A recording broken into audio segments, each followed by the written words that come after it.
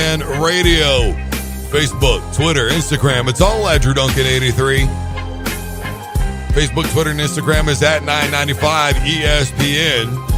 And you can always call in at 620-343-6143. That's 620-343-6143. Give it to you one more time. That's 620-343-6143. It is Throwback Thursday. We're doing an NFL Draft Throwback Thursday. Look, already we've talked about the 1983 NFL Draft. We've talked about NFL Draft all-time bust. We've talked a little bit about who you would take in this year's draft and why. Garrett Hayes coming out of nowhere with a curveball, man. Way to dig deep, bro. I appreciate that, though. I really do. I like somebody who's willing to go on a limb, man. I do. I always like that better than I do anything else. And, he wasn't crazy about it. He wasn't hooting and hollering about how great this kid is and throwing out a bunch of stats. He just said, watch, bro. We'll see what happens. See, I can appreciate that. At Drew Duncan 83 on Facebook, Twitter, and Instagram. At 995 ESPN on Facebook, Twitter, and Instagram. And the call-in is 620-343-6143. That's 620-343-6143. This is 995 ESPN Radio, Emporia's home for sports. The Oklahoma City Thunder. Comeback of the playoffs? Maybe, maybe not. They probably had the second best third quarter in the playoffs. I mean, obviously, I think Houston scoring 50 in the third quarter. I feel like that takes the cake.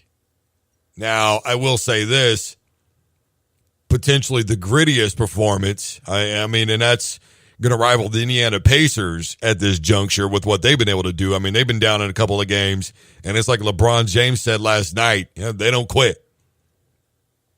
And they don't. And that was the thing that I was getting tired of seeing from Oklahoma City. I mean, last night you heard, if you stayed up and you watched anything, you heard Shaq, Charles Barkley, and Porter, and everybody else say all the same thing. We wrote them off. And I did too. Yesterday on this program, I got on here and I wrote off the Oklahoma City Thunder. I'm frustrated with Westbrook. I was over it. The whole team, Carmelo, George, Russ, all of them. Just tired of it. Tired of Oklahoma City having this phenomenal talent and not being able to win. Now, here's the thing. First, let me do this, okay? I want to give credit where it's due. I think Russ dropped 45. Matter of fact, on that 32-7 run, I think Russ had 20 of the points and George had the other 12. I mean, those guys, they did everything that they could. They stepped up, finally took that leadership role. But here's the deal. I was talking to a guy yesterday about Russell Westbrook, and he said, the thing about Russ is he either does it all or he does nothing. And last night, he finally did it all, and then now what? What are we going to see tomorrow night now from Russ and the Oklahoma City Thunder? I mean, I know there's probably somebody out there going, dude, don't take this win away from them. What's going on? I mean, let's be honest about it. They're still down 3-2 in this series. To climb out of a 3-1 hole is essentially impossible. Only a few teams in the history of this league have ever done it. I think the Denver Nuggets are one. The Cleveland Cavaliers is another. And the Miami Heat is another. Off the top of my head, those are the only three that I can think of that have ever climbed out of a 3-1 hole and made it back. So right now they're 3-2. So let's say they take it back and they win again and they go 3-3. You know how hard it is to win 3 games in a row in the NBA playoffs? I know that there are a lot of people that criticize the playoffs for the NBA and say, well, there's 30 teams and 16 of them are in. Come on, do better. Well, the 16 best teams in the NBA are all in the playoffs. And I mean, let's be honest, Donovan Mitchell to this point, I mean, even for the majority of last night, made up the Oklahoma City Thunder veteran group look like they just really weren't even that great of a team. I mean, let's just, I feel like sometimes when we see these things, we're so quick to jump the bandwagon, and I'm not that guy. I don't drink Kool-Aid that fast. I don't eat my food as soon as it's put in front of me. I don't do that stuff. I wait. I'm patient. I look. I get all this stuff ready together. I put sauce on it, man. I mean, that's what I'm waiting on with the Oklahoma City Thunder. Do you understand what I'm saying here? I'm not going to get on this microphone and say, well, I was wrong. Because when you're down 3-1 to a rookie and Donovan Mitchell, Jay Crowder, come on. They shouldn't have been down 3-1 anyways. They should have won this series 4-1. They are Carmelo Anthony, Paul George, and Russell Westbrook. And what's amazing to me now, and this is conversations that I had with a couple of Oklahoma City Thunder fans over the last few days. Oh, well, Paul George isn't that good anyways.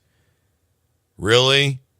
Because you weren't exactly not excited when he decided to come there, and it's not like you really want him to go to L.A. Let's be honest about that. I mean, the frustration level is real right now to me still if you're an Oklahoma City Thunder fan. You have last night to lean on, but for how long? How long are you going to be able to really lean on that great comeback? Because it was phenomenal. I mean, look, I've already called it, and I said it during my quick hits that I'm sure a lot of you have listened to, and I said potentially the greatest comeback in NBA history was made last night in the playoffs. When you're down, 72-49, and you come all the way back and you end up winning the game by 7? I mean, you got to get credit where it's due. But see, though, why can't they do this every game? Why can't they just dominate from start to finish? It's kind of like what I talked about with the Royals.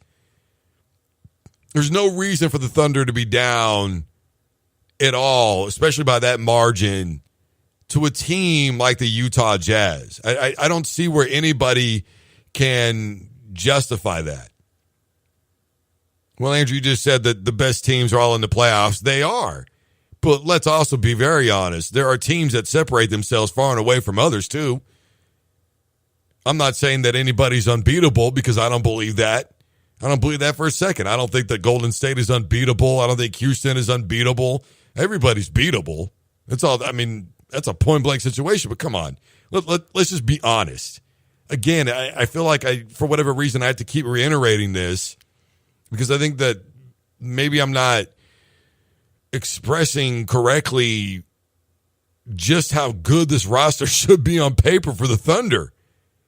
You know, if Carmelo Anthony won a title, that would make him one of what would be 8 people to ever win a college title, an NBA title, and a Olympic medal. He'd be one of 8.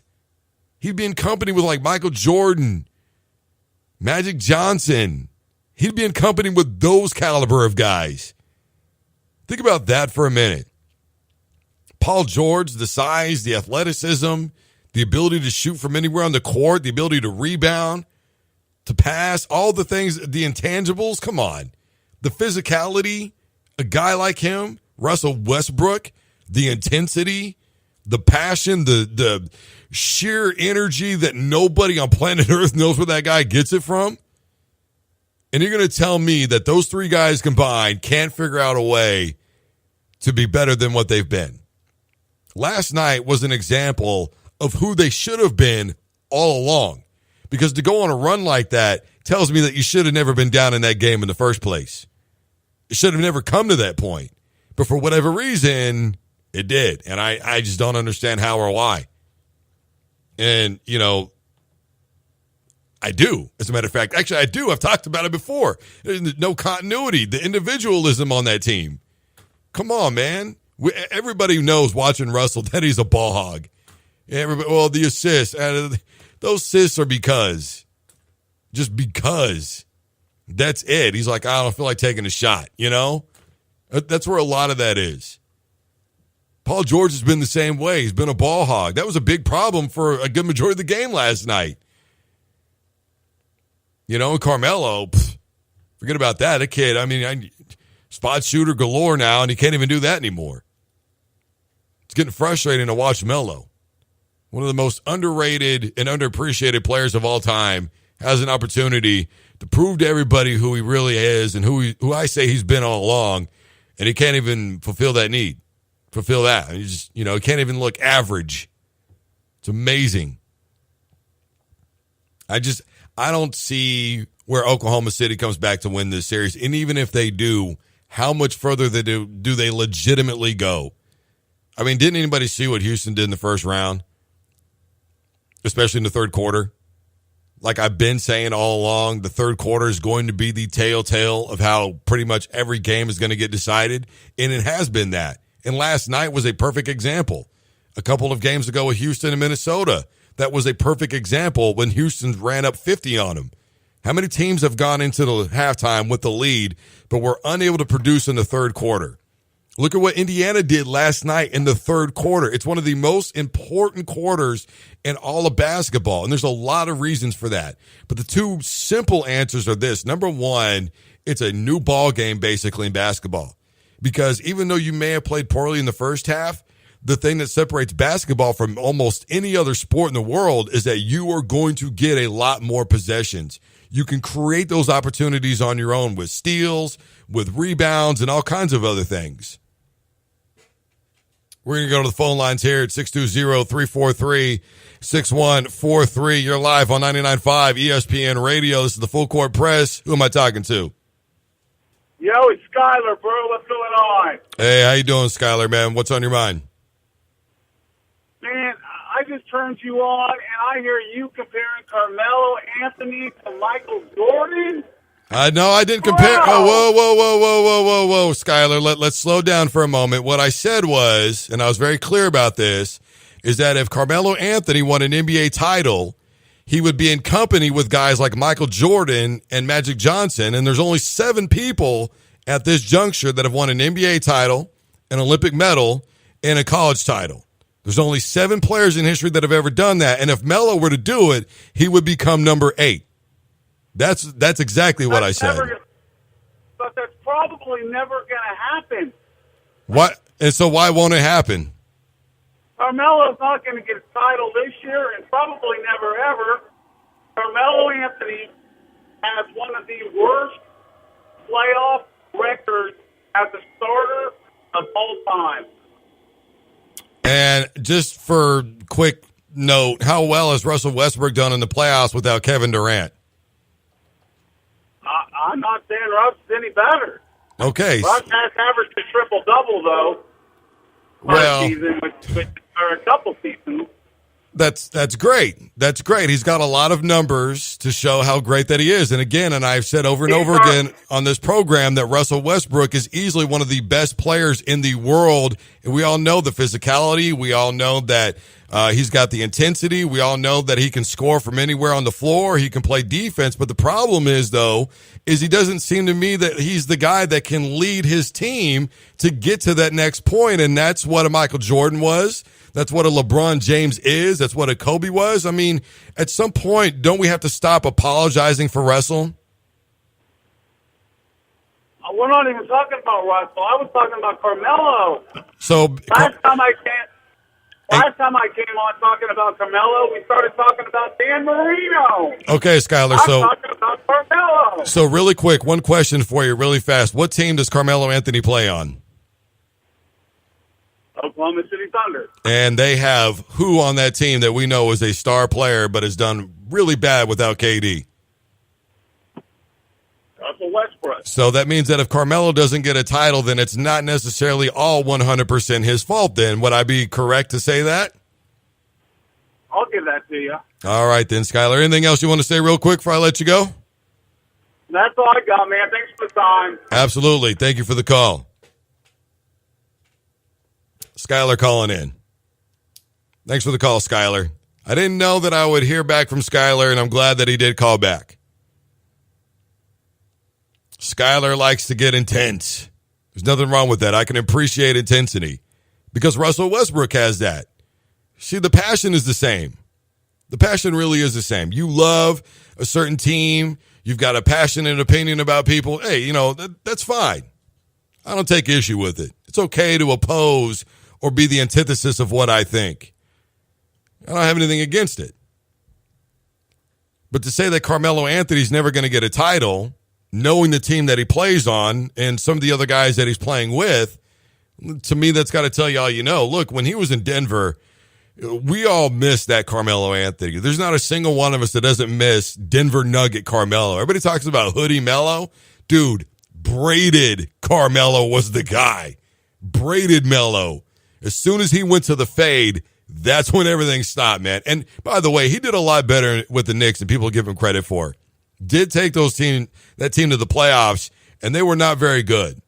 They really weren't. Then finally, and then he got some players, and then trades were vetoed, and things couldn't happen. And, it's like LeBron James gets to play with potentially two of the best players at their positions at the time in the NBA, and Carmelo gets told, no, you can't do that. CP3 is gone. Everybody's gone. He did have J.R. Smith for a little while, but Smith wasn't performing with the Knicks. Nobody wants to be there. Nobody wants to be in New York, and any New Yorker will tell you that it is difficult to get players to go there and play for the Knicks.